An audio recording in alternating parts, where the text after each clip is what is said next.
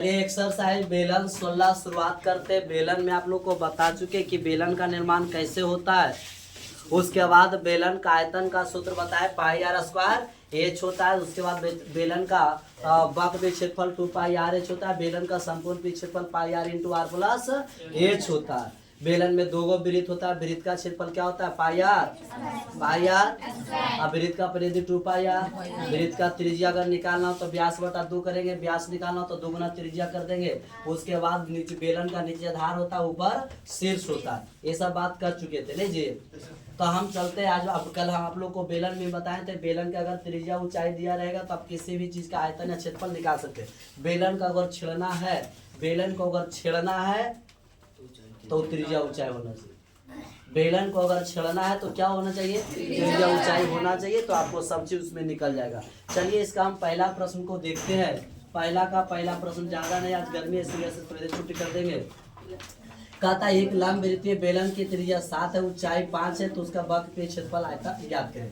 सबसे पहले देखिएगा एक बेलन का त्रिज्या दे दिया। त्रिज्या का मतलब आप लोग को हम प्रश्न को ना उतार के शॉर्टकट में उतारेंगे। त्रिज्या का मतलब किसका मान दे रहा है? आर का मान कितना दे रहा है? 7 सेंटीमीटर। एक बेलन की त्रिज्या कितना दे रहा है और ऊंचाई कितना दे रहा है 100 बताइएगा। ऊंचाई कितना दिया हुआ है 100 बताइए। ऊंचाई 5 सेंटीमीटर। कितना दे रहा है? 5 सेंटीमीटर। त्रिज्या कितना है? 7 है। ऊंचाई कितना है? त्रिज्या कितना है? ऊंचाई कितना है? तो कहता है वक्र पृष्ठ क्षेत्रफल ज्ञात करें। आपको क्या निकालना है? वक्र पृष्ठ। ठीक है, वक्र पृष्ठ क्षेत्रफल ज्ञात करना। क्या ज्ञात करना है? वक्र। इसका सूत्र क्या होता है 100 बताइएगा। 2 पाई आर एच होता है। यहाँ पर लिखेंगे 2 पाई आर एच। किसका क्षेत्रफल ही होता है? बेलन के वक्र पृष्ठ का, यानी बेलन का जो बाहर का जो क्षेत्रफल उसी को हम लोग कहते हैं 2 पाई आर। बेलन का त्रिज्या कितना है? ऊंचाई कितना है? त्रिज्या कितना है? ऊंचाई कितना है? सूत्र में रख दीजिए, इसका मान निकल जाएगा। तो सूत्र में रखिएगा 2 22 बटा कितना होगा? आर का वैल्यू, एच का वैल्यू 7 से 7 कट गया। 22 दूना 44 गुना 5, जिसको गुना करेंगे 220 सेंटीमीटर स्क्वायर आ जाएगा। बहुत आसान था, यानी फटाक से इसको उतार लीजिएगा। जिनको बना हो देखो, लड़का बना रहा नहीं, अभी रख रहा। देखो पहला का दूसरा, ये लड़की पहला का दूसरा भी वही बोलता है। एक लंब वृत्तीय बेलन की ऊंचाई 7 है, आधार का व्यास आ जाएगा। एक बेलन का ऊंचाई 7 है, व्यास सुनो आधार का व्यास, यानी समझ लो आपको एक बेलन है। क्या है? ये बेलन है। बेलन का ऊंचाई आपको दे रहा है, आधार का व्यास दे रहा है। कितना दे रहा है? सुनो, आपको बेलन का त्रिज्या त्रिज्या नहीं दे रहा है जी। पहले आपको ऊंचाई दे रहा है बेलन का। कितना दे रहा है? बेलन का ऊंचाई कितना दे रहा है? बेलन का ऊंचाई कितना दे रहा है? बेलन का ऊंचाई 7 सेंटीमीटर दे रहा है। मीटर है, चलो मीटर ले लेते हैं। उसके बाद आधार का व्यास, आधार बताए थे ना कि नीचे होता है। बेलन का आधार कहाँ होता है? तो किसका व्यास दे रहा है? आधार का। बेलन का आधार का क्या दे रहा है?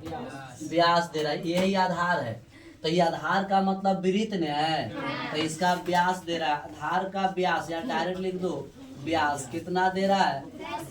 10 मीटर। तो व्यास का आधा क्या होता है? बताए थे। तो त्रिज्या कितना हो जाएगा? 5 मीटर हो जाएगा।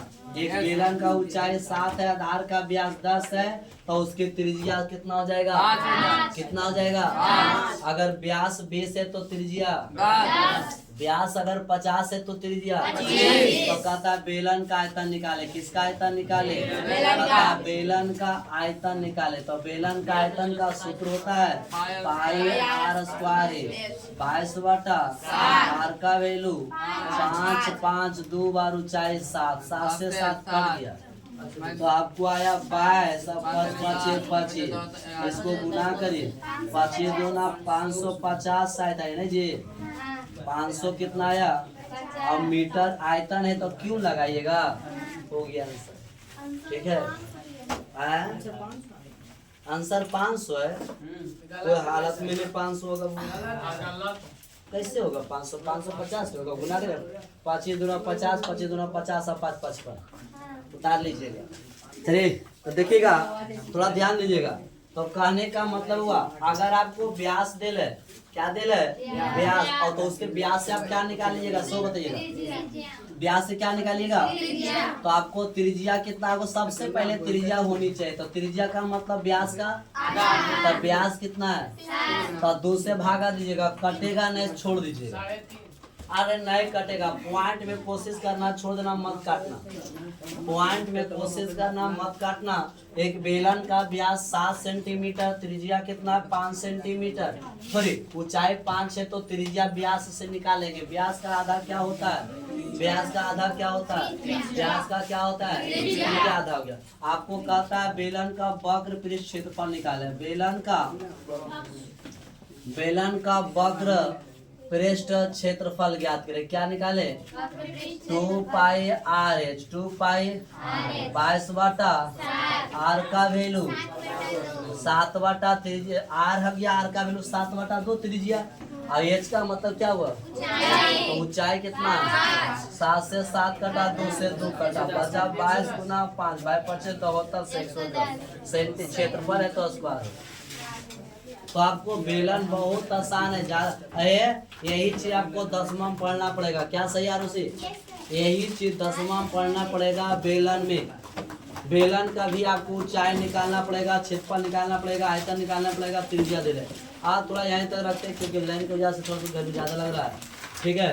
कल आप लोग इसको उतार लीजिए, कल इसको आगे बढ़ा के आइएगा, बना के आइएगा, फिर हम आप लोग किस बात देखेंगे दूसरा से, ठीक है।